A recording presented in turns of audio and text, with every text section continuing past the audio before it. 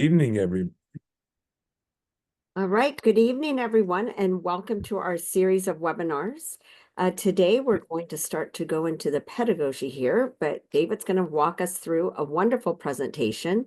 Again, we'll be sharing information after the webinar as well. And stay tuned for our upcoming 2025 first quarter webinar series. We'll be providing more information about that as we enter into the new year. So without further ado, David Graver, would you please take it away?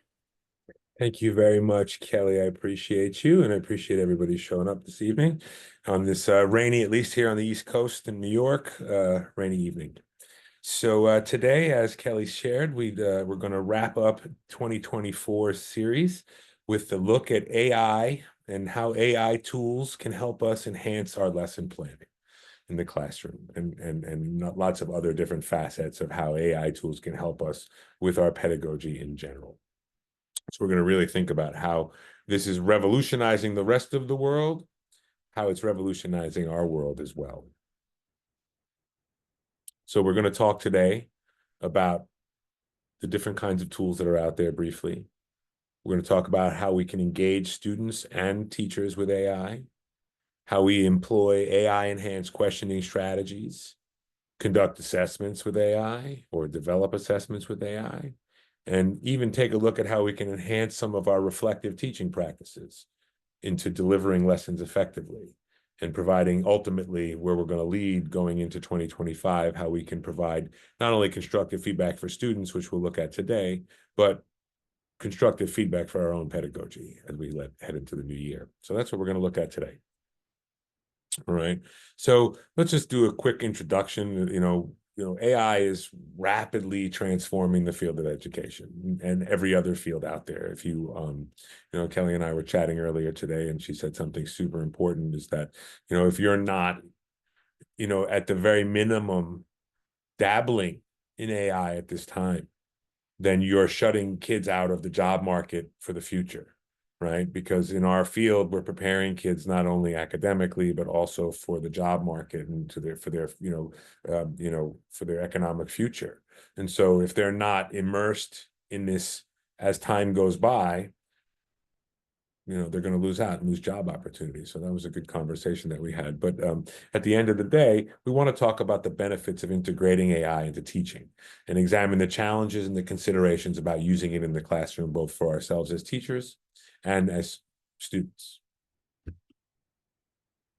So what are some of the tools, right? There's AI tools for educators include a wide range of applications. There's collaborative lesson creation, independent lesson creation as well. Resource gathering and organization, which is an important one, and personalizing lesson plans and customizing lesson plans.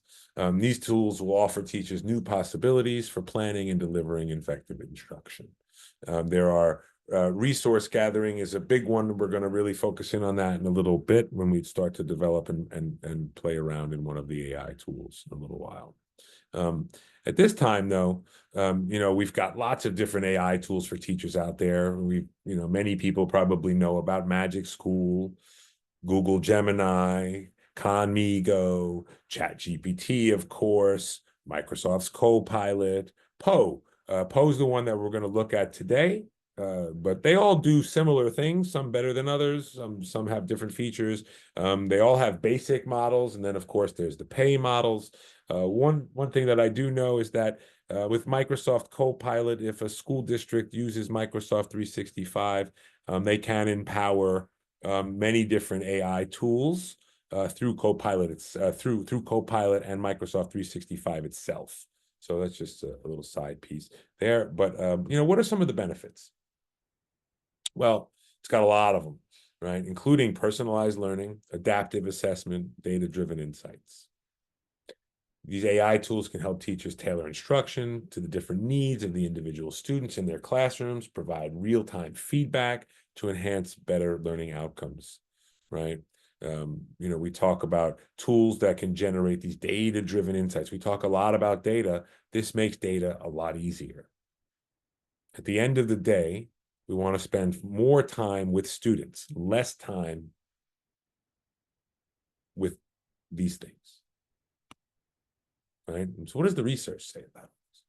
Well, there's lots of different research. There's, the fact sheet from the White House, the AI guidelines, harnessing AI responsibly.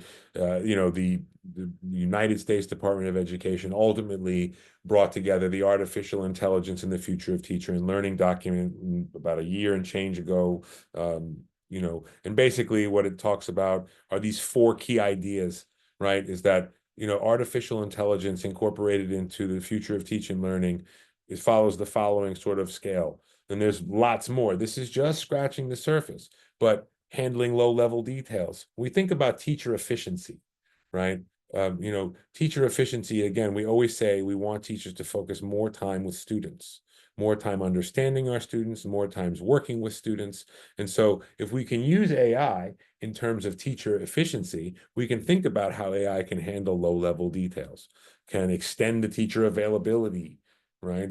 We know of apps that are on the market right now that schools are using right now that incorporate AI into them that help us reach outside the classroom. We've got Google. We're on one right now with Zoom. There's lots of different office hours that can be set up and different means of communication with families. It can help with homework, practice sessions, test preparatory stuff as needed. Again, personalized feedback for a student, just ease of communication. Professional development can help teachers develop the lesson plans that we're going to look at in a little bit. We're going to look at how we can make lesson plans better. We're going to look at, some things happened in my classroom today, and I really want to break it down so I can throw it into AI and help solve that problem. I can reduce a lot of administrative burdens.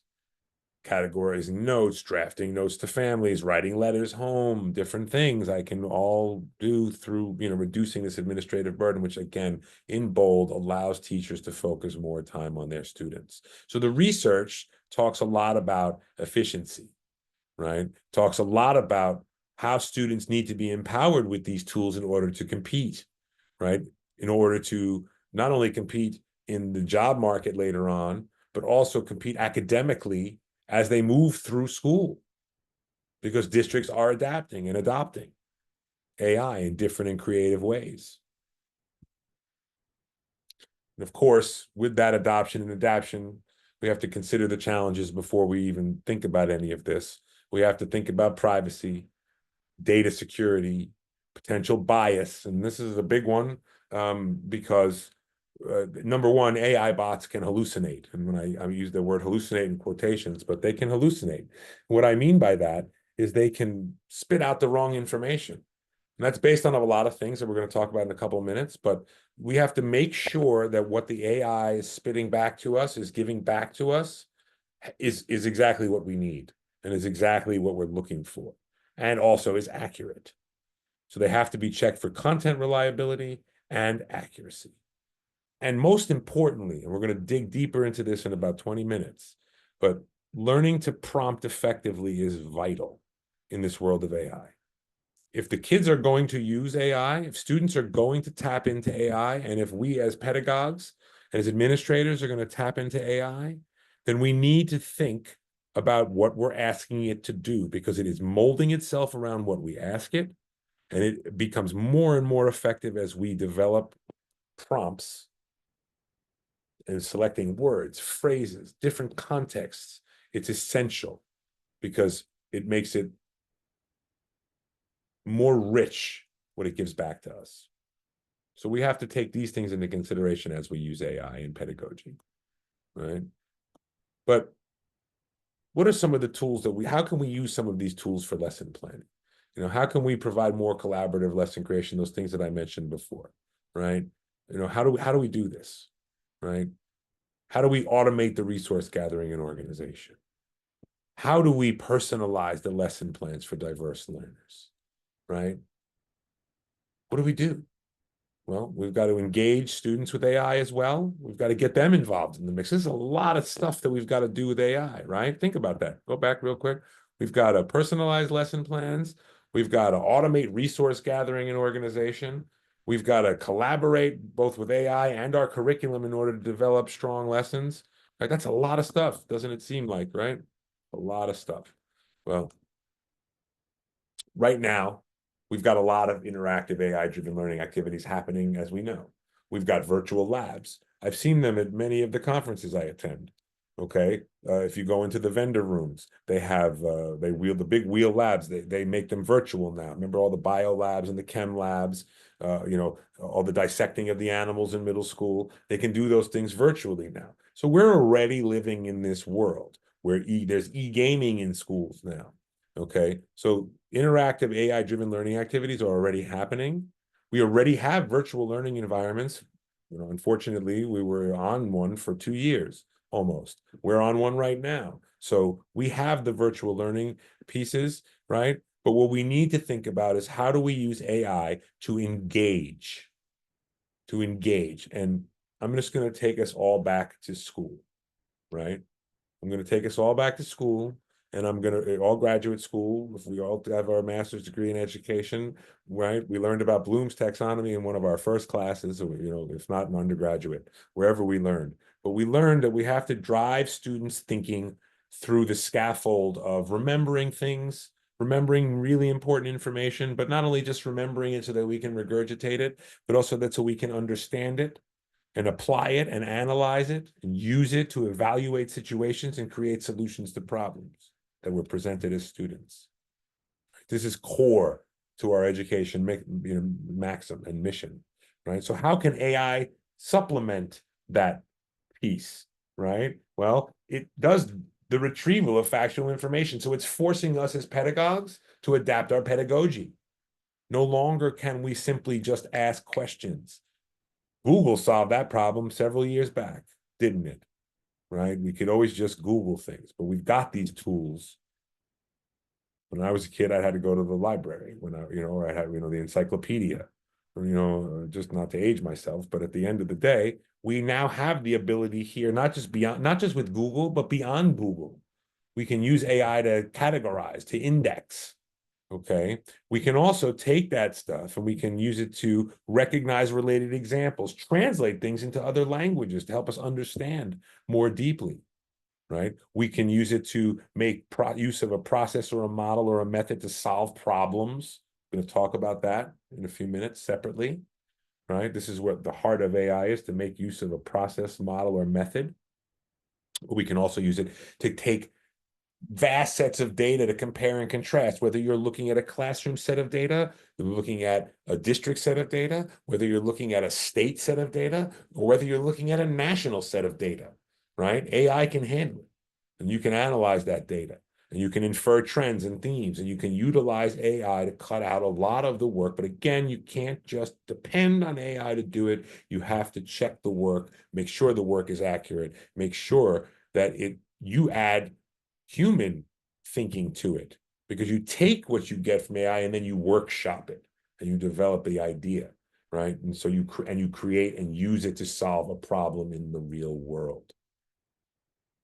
And in our classrooms, that's how do we close the achievement gap, right? We know that we can also employ AI to develop enhanced questioning strategies. But again, all of these things lie in these two terms: prompt engineering, problem formulation. Prompt engineering, I'm sure you've seen the ads. There are college level courses on this, okay? So there's this rubric in particular comes out of TSU, Tennessee State University, developed by our partner, Dr. Robbie Melton, the interim provost there for Smart Solutions. It's incredible. It leads us through how do we develop good prompts? If our kids are going to use this tool outside the classroom without us, and we aren't catching up to them inside the classroom, which we need to be doing, which is why we're here, we need to have some kind of start. And the last piece, I'll start from the bottom: ethical considerations. That is its own webinar unto itself. So I'm not going to dive too deep into these pieces, but we also need to think about, is our prompt accessible by, if we're creating a lesson plan or an assessment, is it accessible for all my students? Does it include all my students? The applied application of learning. Are the opportunities provided by the prompt for students to apply their learning in practical or real-world contexts? the extent to which the prompt enhances the learning experience.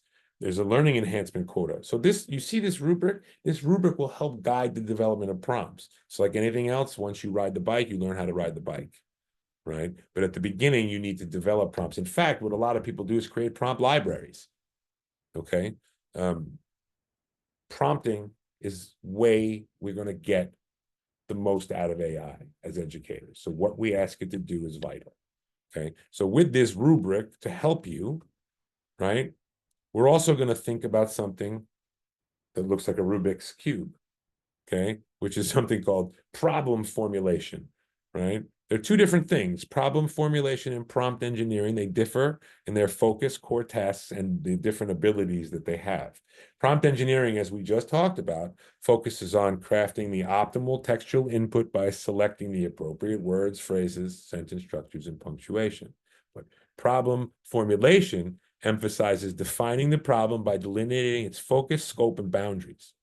It requires where prompt engineering requires a firm grasp of specific AI tools and linguistic proficiency, problem formulation necessitates a comprehensive understanding of the problem domain and the ability to distill the real world issues. So if you put that into classroom language, what's my problem? My problem is, how do I close this achievement gap for this student or this group of students or this whole class, whatever it may be? And how can the tool of AI help direct me as a pedagogue to solve that problem, that real world issue in my classroom, right? So I have to define a problem, not just prompt it with things. Today, we're just going to take a deep look at prompting because that's a whole piece unto itself. But know that embedded in those prompts, we have to take into consideration the problem that we're presenting AI to help us solve. Because if we're just doing tasks, asking it to, all those things, the teacher efficiency piece, then we're only meeting it at 50% of its capacity, of its ability, right? We also have to use it to help solve our problems, right? So in order to do that, we have to problem diagnose, identify the core problem. We have to decompose the problem, reframe the problem. And being able to do these three things in AI through prompting is essential for aligning the outcomes that we want from AI with the task that we're presenting it with. And that, when we talk, and I think in the October webinar, we talked a lot about, the human being and AI working together. This can't be done just through AI. AI can't just generate for you and do it for you. You need in education, it has to be a 50-50 split, right? We have to collaborate with the system in order for the system to benefit us, to help us solve the problems that we're trying to solve as educators, which at the end of the day is always closing the achievement gap and helping our students, create a pathway for themselves through economic security in life, right?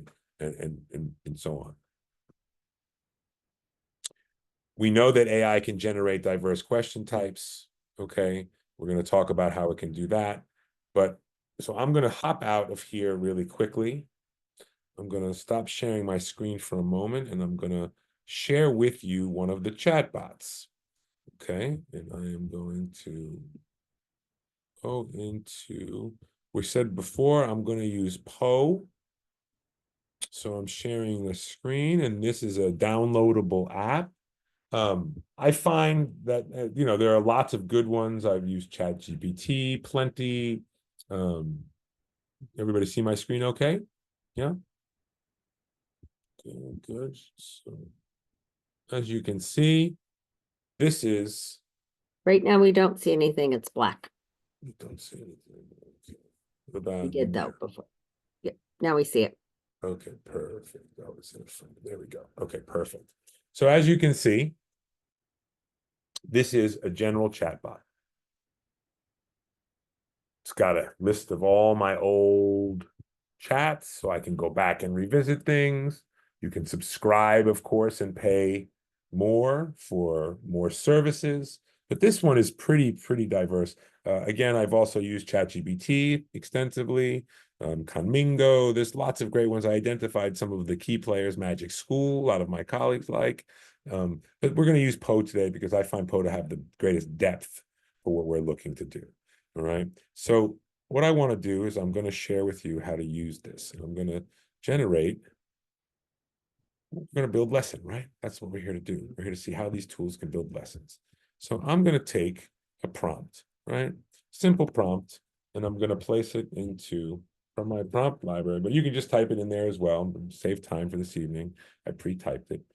I'm asking it to develop a lesson plan for me on the water cycle for sixth grade students. It should be aligned to the sixth grade standards for Rhode Island, inclusive of the NGSS and the CCLS.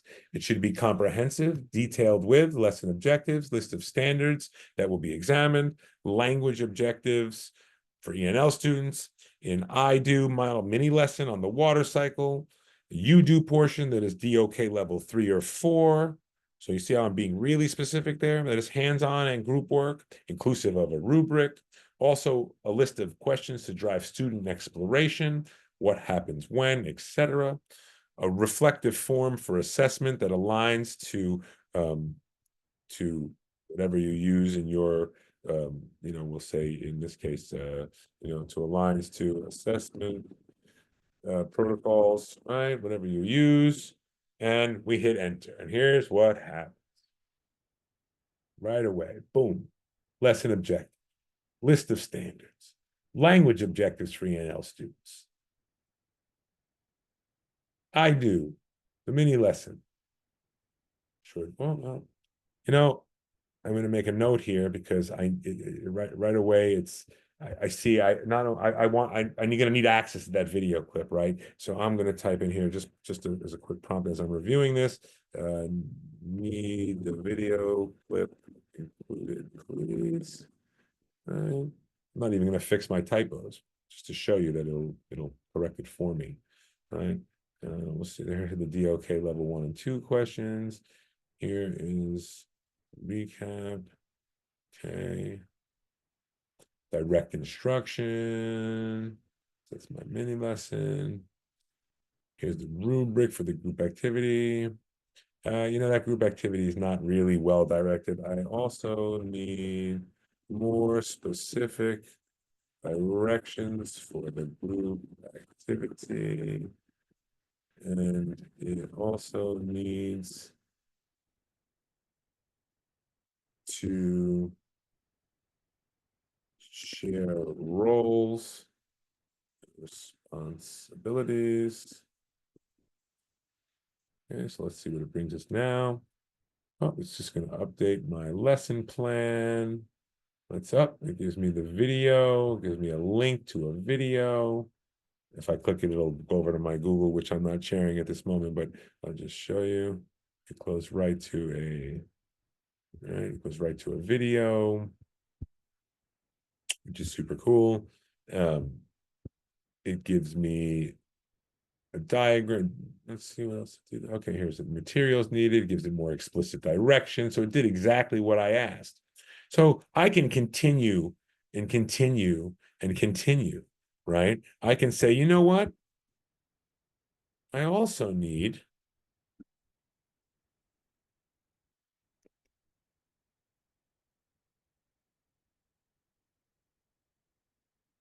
to develop 2 formative assessments for the water cycle. One should be a multiple choice for a quiz, and the other should be a combination of a critical reading coupled with a medium length writing assignment aligned across the subject areas. Look at this. Okay, so it gives me an answer key, all B's. How funny is that? All right, I can ask it to change that up too. So I don't have to retype things like I used to when I was a teacher. Okay. What I'm seeing here is that it didn't really give me the article. So I need a strong article, please. In fact, I need it at a variety of Lexile levels for different groups. 3 articles. Look at this. Look at this. Isn't this interesting? So it's giving me a level at a 600, a level 850, because it knows I'm doing 6th grade.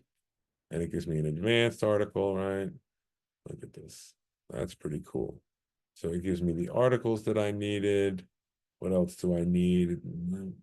Gives me good directions. I also might need it to create a graphic organizer for student. Well, there's a graphic organizer. Boom. Look at that, right? So I can just keep going and going and going and going. In fact, remember I said all different kinds of assessment, right? So I can also ask it to develop a comprehensive end of lesson assessment that is DOK level 4 and ask students to develop a solution to a problem, right? So let's see what it says. I also wanted to encourage students to use AI, right? I'm going to start to go down that path because it's not, remember, we want, it's not just about pedagogy, but it's also about how students are accessing this technology, right? So let's see what it did. Let's see what it does. Solutions for a clean water cycle. Students will analyze the impact of plastic and sewage contamination on the water cycle and develop a detailed solution to mitigate these issues. Research and analysis, develop a solution. Now, right? Now pretend I'm the student here, right? What if I needed to know? I'm going to quick sidestep, changing my role. Student now, right? I've been given this assessment. Well, first, let me just finish going through it, right? Peer evaluation, group presentation, written proposal. After they have to write a brief reflection, right? Now, turn on the student. I'm going to take this, right? Develop a board game that meets, develop a board game that kids can play about the water cycle. And please show me a visual representation. Sometimes, let's see if we can stump it.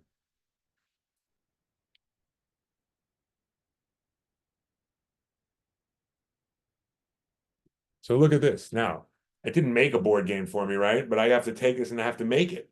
So as a student, it's given me a strong idea, right? And I'm learning while I'm actually building this idea, right? So even though, right? See this sometimes it looks like I stumped. Looks like I stumped. Couldn't create the visual representation, but that's cool, right? That's okay. I want my students to do that.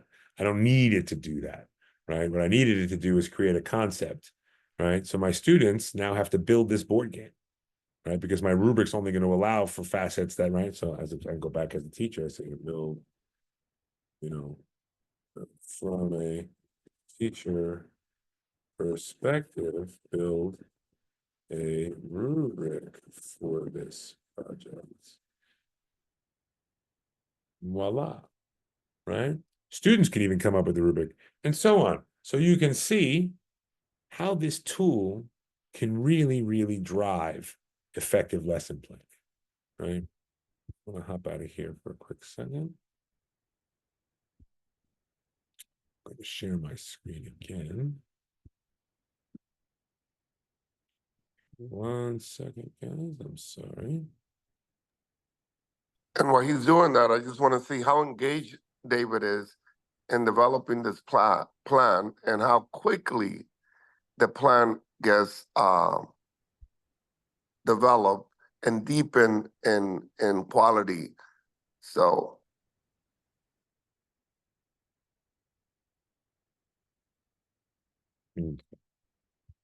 Now you're back.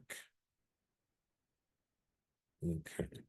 So I left you off here talking about how, sorry.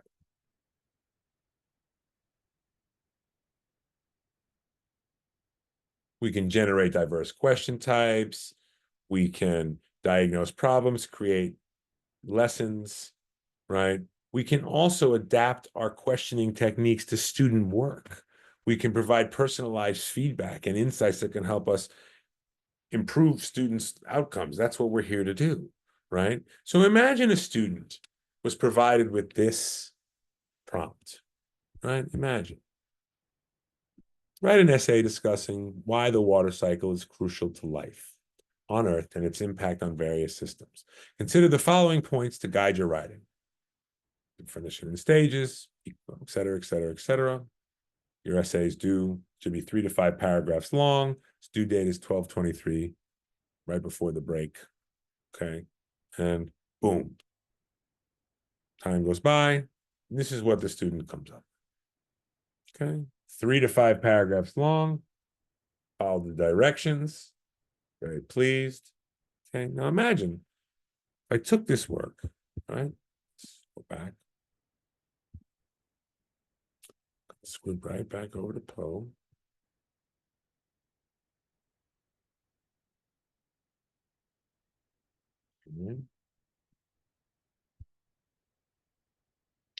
Imagine I take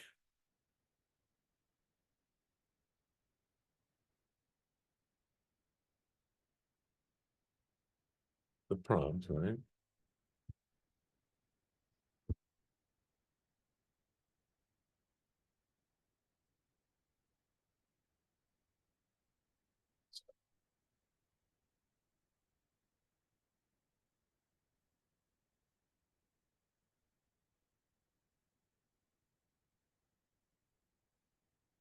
Imagine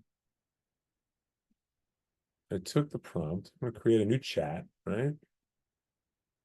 Imagine I take prompt, okay? And I say, here's the student response to the prompt. Please provide feedback and a list of questions that I can use to guide their writing. Again, don't worry about my typos. Actually, I didn't put this on. See, human error, because I forgot to put in the student work. So, the student essay. I don't have to correct myself either. It knows what I'm doing.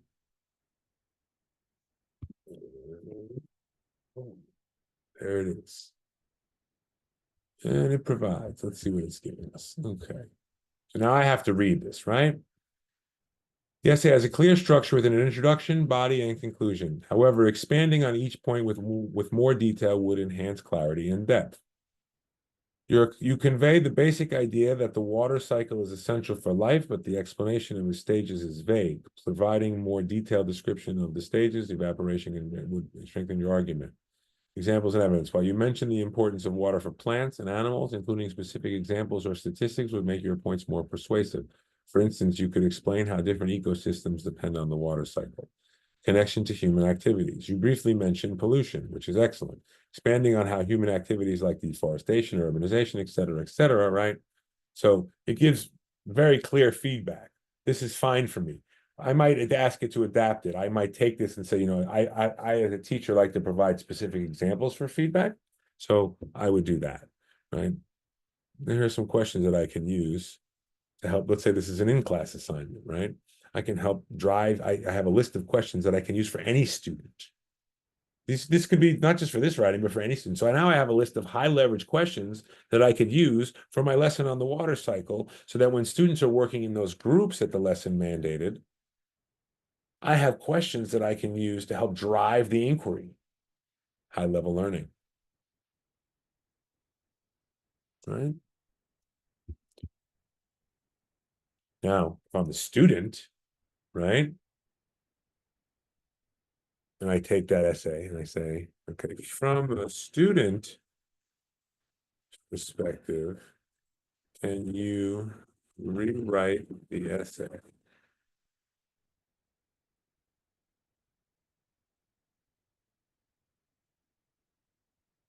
So now I'm going to leave this to next time to talk about the ethics. Is it okay for a student to do what I just did? Is it okay for a student to take their original essay, take the feedback, and ask AI to write the essay for them? I don't think so. So how we have to think about those safeguards, and we have to think about those things. That's part of those considerations. That's part of the ethics, right? But you can see the power that this tool has, right? This tool has an incredible amount of power. Now, this is just one, right? This is just one. There are many of these. Go right back over to the PowerPoint. Okay. And right, so you can see that we can utilize AI for feedback and insights. But we've been using AI for real-time feedback and insights forever. We've got the clickers. I've had the clicker. I had the clicker in my classroom when I taught, 15 years ago when I was in the classroom. Okay. And I remember it was coming towards my 10th year in the classroom, and we got these clickers, and we could get snap responses so that we could do evaluation quickly, and we can adapt our instruction. So it was really cool. So we're doing it. We've been doing it for a long time. We see now how we can leverage it even more so, right? It can provide us with insights and analytics on student performance. Where do they need additional support? Where can I set up those office hours on Zoom on weekends when I don't want to go in, but I can be helpful? Right? We saw how we can conduct formative assessments. Let me show you again, right? Really quickly. Let me show you again. Going back to Poe. Hopping around. Imagine this, right?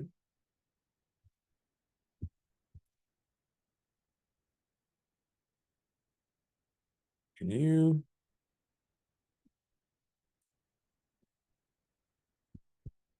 Here we are. So let's say, can you create a multiple choice assessment about the water cycle, please? Let's watch it quickly. Multiple assessment. There it is again. Boom, boom, boom. Remember all the B's? Let's see if they did it again. All B's. Nope. AD, still mostly B's. Anyway, just to remind you, right, that we can create that, and we can also create a project-based, we can go as deep as creating a project-based learning experience. So again, right, we see the power that AI has, right? It has tools for continuous assessment and feedback, right? Adaptive instruction. We can take the work from one student, we can take the work from 5 students, we can take the work from 10, and the amount of time it used to take us. So this mixed with the efficiency piece that we were talking about before really, really show you how AI can enhance pedagogy, especially lesson planning, right? It allows us to develop data-driven insights to tailor instruction. It automates, and this is the big question, everybody, can AI help me with the grading process? It sure can. Automated grading, you can enter the work, you can put in the rubrics, you can generate grade sheets, just like you could do feedback.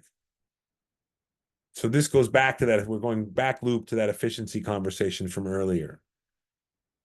Analyzing large amounts of data, grading my students' work, providing insight into how I can help make my students better. All making me a better teacher. 50-50, I still need to teach. I still need to go out there and help the student, walk the student through. This is just a means to be better at what I do. Just like with any new tools the teacher get.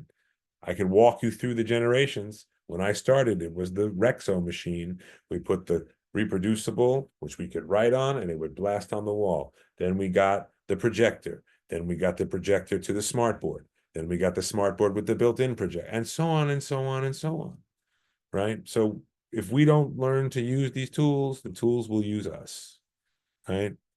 Ultimately, what we want to think about is how to use these tools not only to help us be more efficient, but help us be more reflective about our practice, right? Help us provide the tools that we can use to think about what we've done, how we can do it better, how we can do it differently, from different perspectives, how we can develop our own professional development, how when we get feedback from principals or from superintendents, we can utilize tools in the AI world to help us chart a path to professional learning, to delivering more effective lessons. So at the end of the day, before we open up for, before I lead you into what we're going to talk about in January and what we're going to spend the last 10 minutes or so taking questions. But this is all about strategies for integrating AI into the classroom delivery. So just like it's 50-50 with the human and AI, it's 50-50 with the teacher and student. Teachers need to use it. Students are using it. Remember, mostly we're catching up, but we are, or at least my generation, are the digital immigrants versus the digital natives. So we have to meet them. We have to integrate this into the classroom delivery. It will allow us to get to that school 2.0 model where we can personalize instruction while doing group instruction and losing that dynamic. We want to balance the technology and traditional teaching methods. If I haven't been clear, it's a 50-50 shot. We have many benefits, but we can't be neglecting the traditional methods that we know work. I still write with a pencil when I take notes. Doesn't mean technology is bad. I still need to have that traditional method. But we need to make a balance. And so before we take some questions and do some Q&A, I want to just lead you into January so that you can whet your appetite, come back. We're going to talk about providing constructive feedback further than just student work, but on teaching practice. How we can use it in conjunction with any model of rubric to help provide constructive feedback for teachers, to analyze our practices. There are tools out there now. They're expensive, but they're out there that videotape and provide AI-driven feedback. They're wild. But we can still use it manually. We can still do it. We can still build a model ourselves. We can build a bot that can help us. How do we generate constructive feedback from observation notes? If I'm a principal who my superintendent visited me, or if I'm a teacher and my principal visited me and gave me notes, how can you generate constructive feedback for myself? And how can I ultimately develop improvement plan for myself? Because I'm always seeking to improve. So in conclusion, before we take questions, AI has the potential to revolutionize education, not just by the ways we see now, but by enhancing planning practices, building efficiency, personalizing instruction, personalizing planning, and providing real-time feedback and insights are just some of the ways. We've just scratched the surface. This is just the beginning. So what we'll do now is I'll take a pause. I'll stop sharing my screen, and we'll take the time for any questions and answers. Well, Or Sal, I know you might want to add, or Kelly, sorry. Yeah, no, first of all, David, I really want to thank you for this very informative webinar. There was a lot of information that was provided there.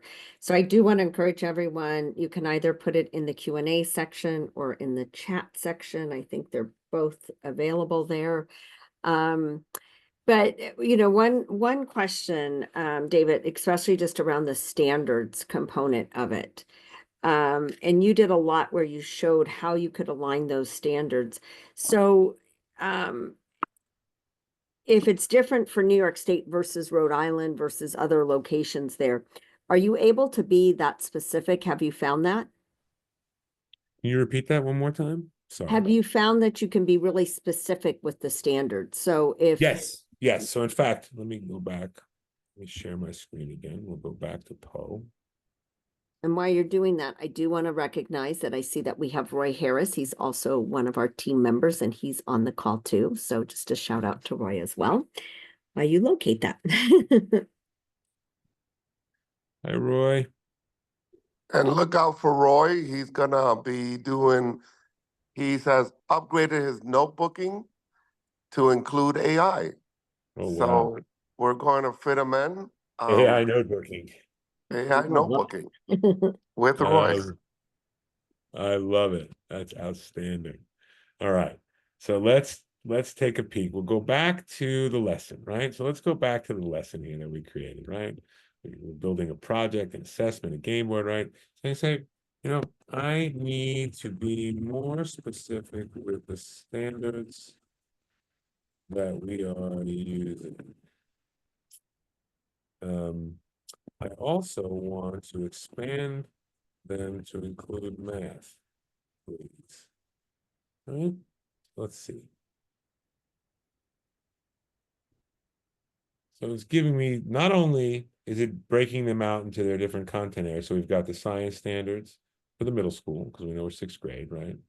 But it's giving me all the water cycle stuff from 3rd, 4th, and 5th. That's where it lives in the NGSS. Common Core for ELA, Common Core for math, and also shows me how to integrate, where I can integrate. And of course, I could prompt it further, right, Kelly, to, to dig deeper and say, can you show me an example of integrating math standards in this lesson plan, right? Can you integrate a math activity? Can you integrate a history activity? I can become transdisciplinary. I can keep using AI to expand and dig deeper and add standards, subtract standards, make sure that these standards align effectively. So does that answer your question? Yeah. I just wanted to have a deeper understanding of just how far you can really go, how much, AI, and a great example is, most states have all adopted NGSS. A lot of countries are looking at the NGSS standards. However, I know we like to customize everything, so we like to refer to it as the New York or the Rhode Island or Pennsylvania or Arizona, whatever state we're in. So we have to have that clarity there. So I think that that's really helpful as well. Yeah, see, Yeah. I moved it to, I asked it to connect directly to the New York P through 12 science learning standards. So yeah, you can use it. If the standards are published, they'll pull them. Perfect. So I did have a question. I'm going to read a couple that have come up so far. What do you do when you're stuck with creating a good prompt? Good question. So we'll go back to that, that's a great question. So let me go back to the concept of, let me go back here. I'm not going to share my screen, but I want to go back to that concept of problem formulation, right? So you can, rather than, if you're getting stuck, if the prompts keep delivering you to the same place, you want to come at it from a different perspective. And what you want to do is you want to think about it from what is the problem that you're trying to solve, right? And you want to then define that, but use those steps. I'll share my screen again with the model. So go back to that piece, because this, I think, answers your question, right? Is that, right? You want to take these steps. You want to diagnose the problem that you're trying to solve, right? So what is the specific thing that you want AI to help you with? You have to be really specific. And this, by diagnosing the problem, you're dialing into not just a general inquiry, right? You're dialing into, I have this problem and I want to address it. Then you need to decompose. You actually have to decompose the problem to think about it in smaller chunks so that AI can present those chunks to you in sequence, and then you can ask AI to put them together for you later, right? But you want to break it down, right? So if I know I'm learning about the water cycle and I know that there are different components, right? If we go back through this, right? We need to, let's go back all the way up to where we were, right? So we're going to need to, first of all, this is a whole piece unto itself, right? This is one problem, the vocabulary, especially for my E&L students, right? So the first thing I can think about is, let me just prompt AI around this piece, right? Then let me think about, wow, I've got to deal with clouds and rain. So let me think about this. And so maybe rather than just have it do this, because this is not good enough for me, I can say, how can I what is the problem here? So really it's people not understanding why there are clouds, right? And so we can maybe rephrase the question, right? So rephrase some of the questions around clouds help me understand what I am trying to get at.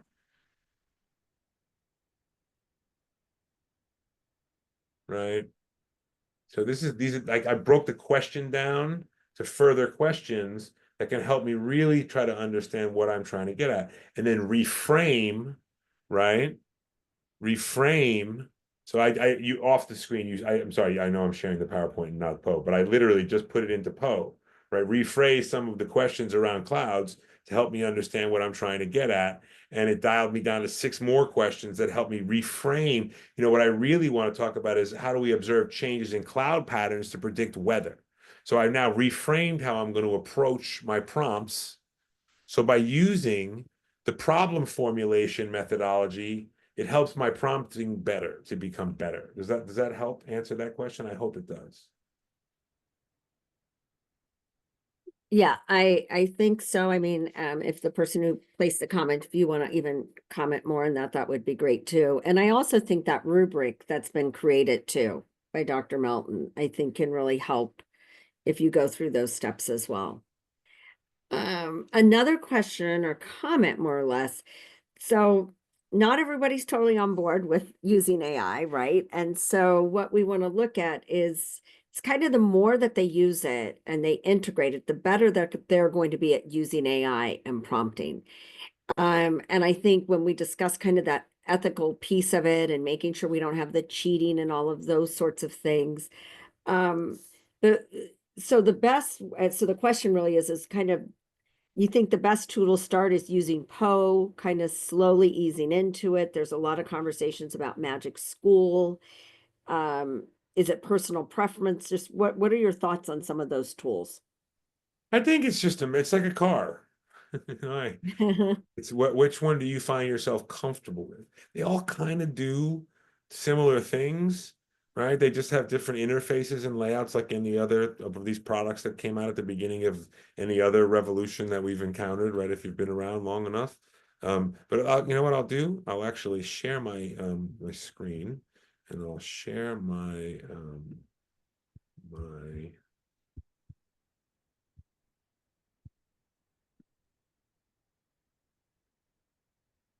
okay, so I'll share let's look at, can you guys see this now? Everybody, can you see this, Kelly? Yes. This is Copilot. So let's take a look at Copilot. I'm going to put myself off screen for a quick sec here. Look at Copilot, right? So let's similarly ask Copilot. Let's take our prompts from before. Pull up my prompt. I had it written down. Let's see. Where are you?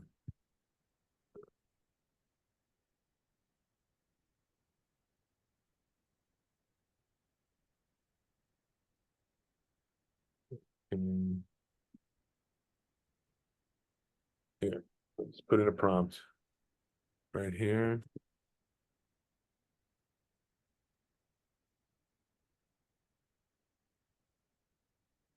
Look, see?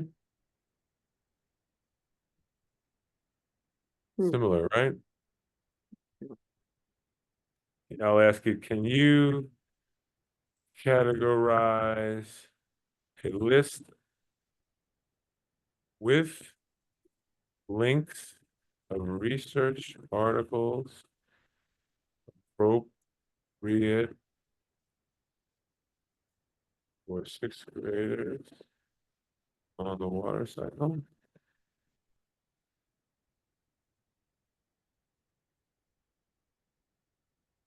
Right. Look at this. Tons of links, right?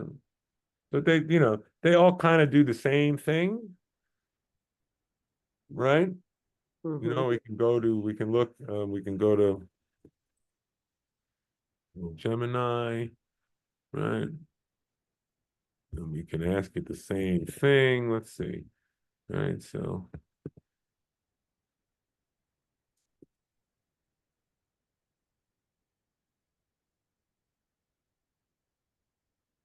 see this, look at this answer. It didn't give me really a good one, so I guess it was an image. So let's see if it will, based on text. So it's gonna give me an image. It's weird. See, Gemini is quirky.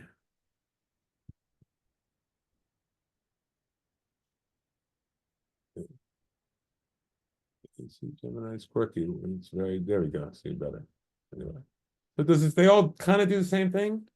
It just depends what you get comfortable with. Some have different tools, like Poe allows you to create different kinds of bots and personalized bots, but so does Magic School. So they're all one after the other, kind of catching up with one another, Right.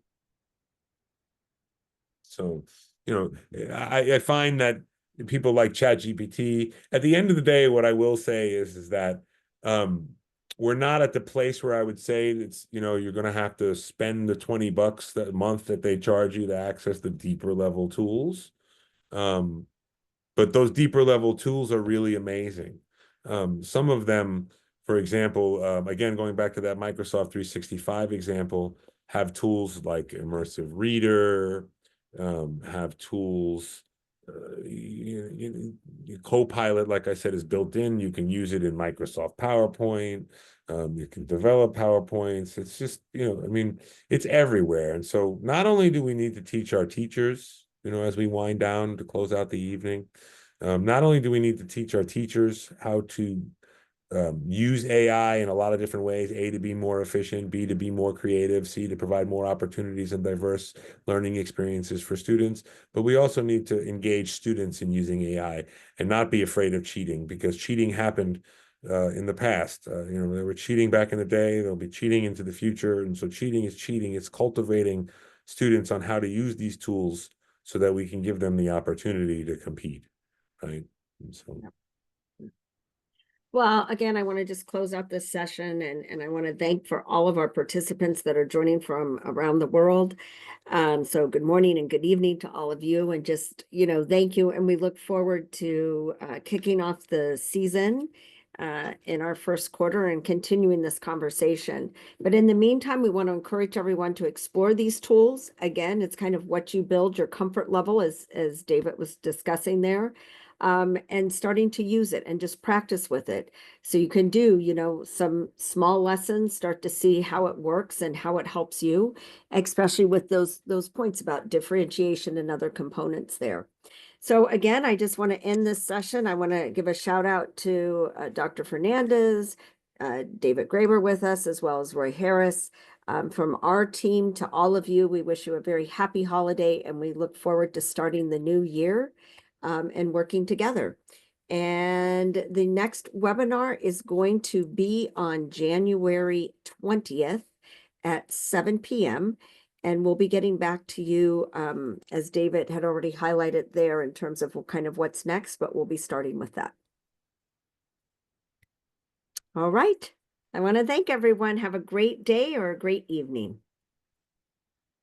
Happy holidays.